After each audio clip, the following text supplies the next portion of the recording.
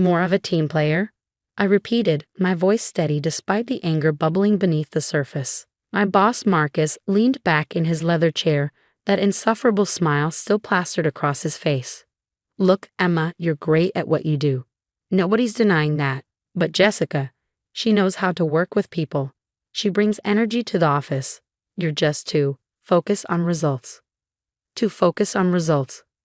The words echoed in my head as I sat there, gripping the armrests of my chair. 5 years I'd given to this company. 5 years of early mornings, late nights, and sacrificed weekends. I'd single-handedly landed our biggest clients, streamlined our operations, and increased our department's efficiency by 40%. And now I was being passed over for a promotion because I was too focused on results. My name is Emma Chin, and at 32, I learned the hard way that corporate success isn't always about merit. Sometimes it's about playing the game, about knowing whose ego to stroke and whose coffee to fetch. Jessica was certainly good at that. She'd been with the company for barely 2 years, but she'd already mastered the art of taking credit for other people's work while doing virtually none of her own. I watched as Marcus shuffled some papers on his desk, probably expecting me to break down or protest. But I didn't. Instead, I reached into my bag and pulled out a crisp white envelope. I understand, I said, placing the envelope on his desk, and I appreciate you letting me know. Here's my resignation letter. My last day will be in 2 weeks. Marcus's smug smile faltered. This clearly wasn't the reaction he'd expected. Now, Emma, let's not be hasty, just because you didn't get the promotion. It's not hasty, I cut him off, my voice calm but firm. I've given it a lot of thought, and you're right, I am focused on results.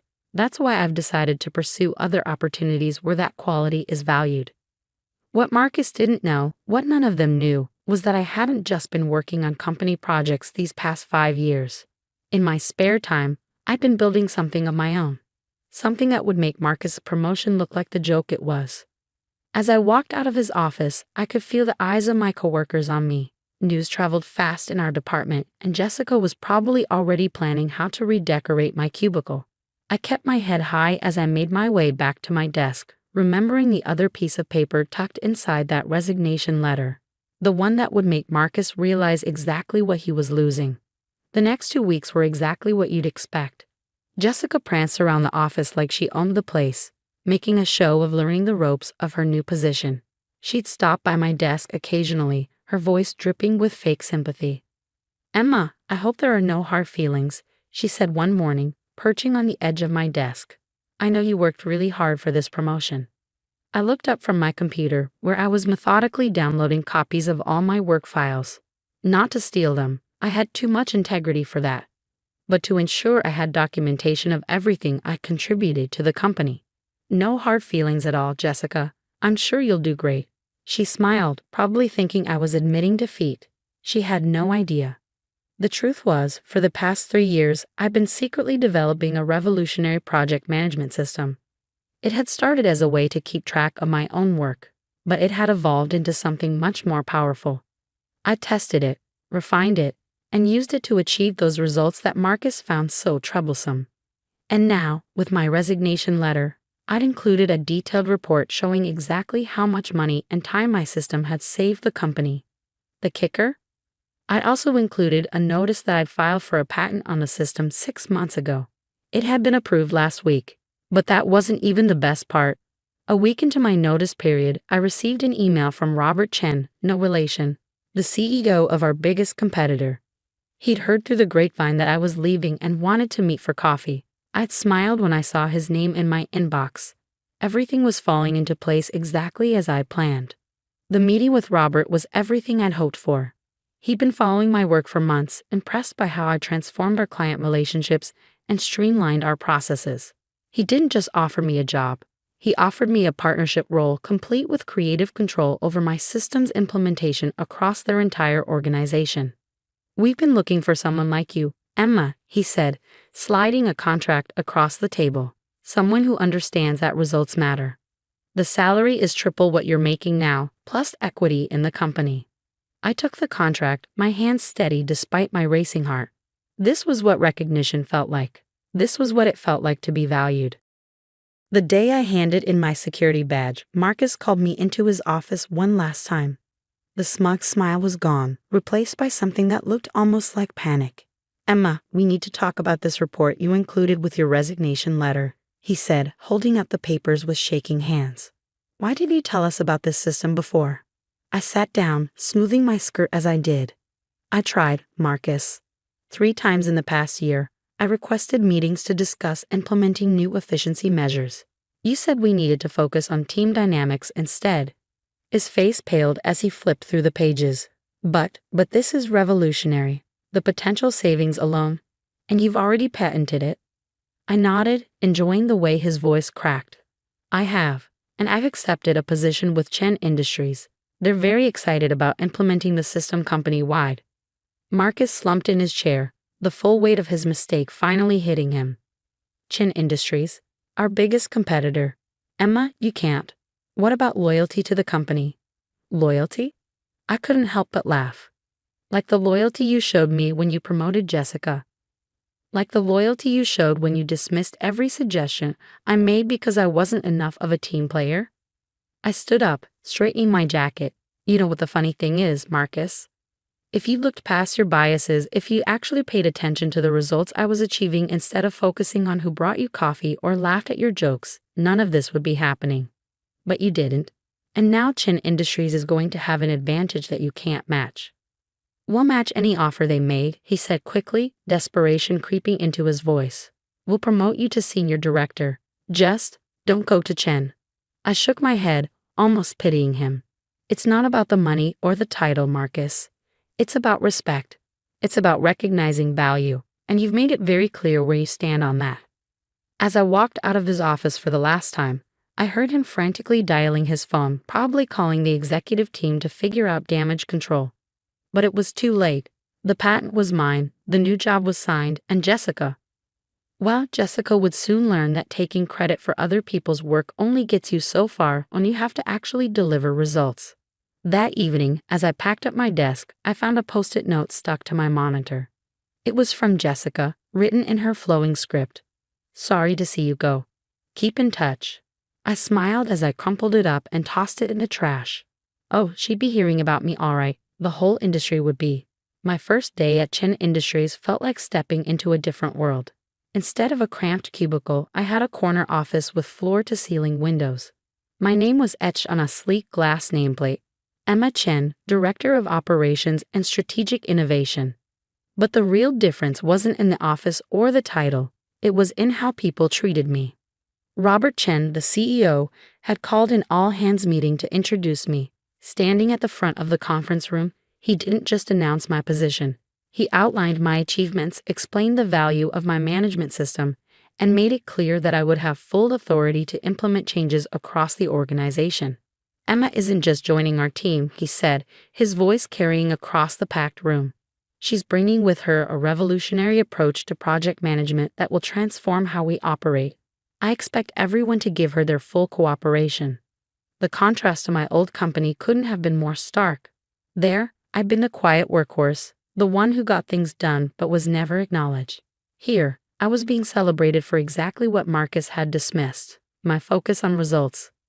But the real satisfaction came 3 months later. I was in the middle of a team meeting when my phone buzzed with a text from my old colleague, David. "You might want to check the industry news," it read. "Something big just dropped about Meridian Corp." Meridian Corp, my old company. I excused myself from the meeting and hurried back to my office, pulling up the industry news site on my computer. The headline made me catch my breath. "Meridian Corp shares preliminary 30% following disastrous coworker results." The article detailed how Meridian had lost 3 major clients in the past quarter, with several others threatening to follow. Project delays had skyrocketed, costs had spiraled out of control, and efficiency metrics had dropped to all-time lows. The company's stock was in freefall. As I scrolled through the article, one quote caught my eye. It was from Thomas Reynolds, one of our biggest former clients. "The quality of service at Meridian has deteriorated significantly in recent months. Projects that used to be completed smoothly are now constantly delayed. It's like they've completely lost their organizational structure." I couldn't help but smile. Those smooth-running projects. They'd all been managed through my system. The organizational structure they'd lost. That was the framework I built over 5 years, the one Marcus had never bothered to understand. My phone buzzed again. Another text from David. Jessica's having a complete meltdown. She can't handle the workload, and Marcus is starting to realize she has no idea what she's doing. I set my phone down, thinking about the irony of it all. Jessica, who'd spent 2 years taking credit for other people's work, was finally being forced to produce results on her own. And Marcus, who'd chosen style over substance, was watching his department crumble. But I had bigger things to focus on. At Chen Industries, my system was already showing remarkable results. Project completion times had been cut in half, client satisfaction scores were at record highs, and our efficiency metrics were off the charts. Robert had already approved my proposal to expand the system company-wide, and we were in talks with several major clients who wanted to license the technology. One morning, about 6 months after I'd left Meridian, I walked into my office to find Robert waiting for me, a newspaper in his hands. "Have you seen this?" he asked, holding it up.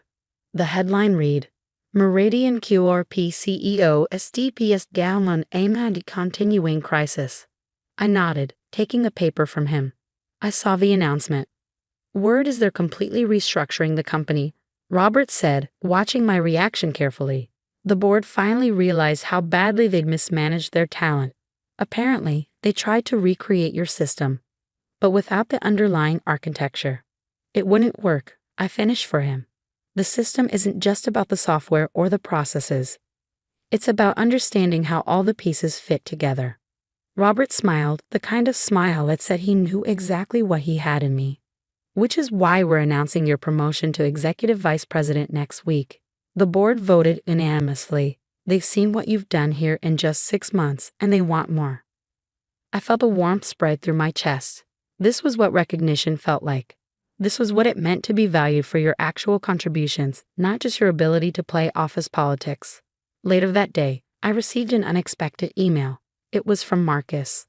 Emma, I hope this finds you well. I'm sure you've heard about the changes at Meridian.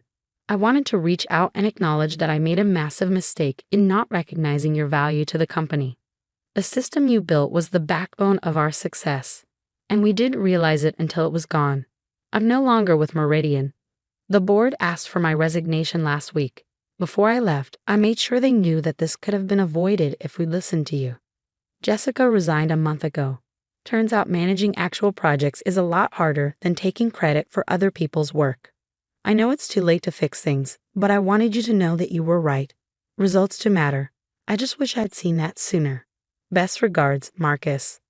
I read the email twice, letting the words sink in. There was a time when this kind of acknowledgement would have meant everything to me. Now, sitting in my executive office at Chen Industries, preparing for another board meeting where my ideas would be heard and valued, it felt like a footnote in a story that had already moved on. I clicked reply and typed a simple response. Marcus, thank you for your email. You're right, results do matter. I hope you find success in your future endeavors. Best, Emma. As I hit send, I glanced at the framed patent certificate hanging on my wall, the one for my management system. Below it was a fresh plaque commemorating our record-breaking quarter, and beside that, a news article featuring me as one of the industry's rising stars. I thought about how far I come from that day in Marcus's office, when he told me I was too focused on results. That criticism had turned out to be the greatest compliment he could have given me. Because here, in my new role with my new team, those results were changing the industry. The next morning, I called a team meeting. As I looked around the conference room at the eager faces, people who respected me, who valued my input, who were excited to learn from me, I felt a deep sense of satisfaction. Today, I began. We're going to talk about our next big project. But first, I want to share a story about the importance of recognizing value, not just in systems or processes, but in people. And as I spoke, I could see understanding dawn in their eyes. They got it. They understood that success isn't just about playing the game or being a team player. It's about creating real value and having the courage to stand by your convictions. Sometimes I realized the best revenge isn't about getting even. It's about moving forward, about building something better than what you left behind. Marcus, Jessica, and Meridian Corp had taught me that valuable lesson, even if they hadn't meant to. As I drove home that evening, I passed by the Meridian Corp building. The logo that once seemed so imposing now looked tired and dated. A for lease sign hung in one of the windows. They were downsizing, another casualty of their poor management decisions. But I didn't feel any triumph at their downfall. Instead, I felt grateful. Grateful that they had underestimated me, grateful that they had pushed me away, grateful that they had forced me to prove my worth not just to them, but to myself. Because sometimes the biggest opportunities come disguised as rejection. Sometimes being too focused on results is exactly what you need to be. And sometimes the best response to someone undervaluing you is to show them exactly what they missed out on. My phone buzzed. Another text from David. Meridian's board is asking about you. They want to know if you'd consider coming back as CEO. I smiled as I typed my response. Thanks, but I'm exactly where I need to be. And I was, because success isn't just about proving others wrong. It's about proving yourself right. It's about standing firm in your convictions, even when others doubt you. It's about knowing your worth and not settling for less. As I pulled into my driveway, I thought about all the other Emmas out there, talented people being overlooked because they were too focused on results. Maybe my story would inspire them to stand their ground, to believe in their value, to create their own opportunities. After all, sometimes the best way to handle rejection is to turn it into rocket fuel, to use it as motivation to build something better, something stronger, something that makes them realize exactly what they lost. And as I sat down at my home office to review the latest proposals for expanding our system globally, I couldn't help but smile. Because in the end, Marcus had been right about one thing. I was too focused on results, and that focus had taken me exactly where I needed to be.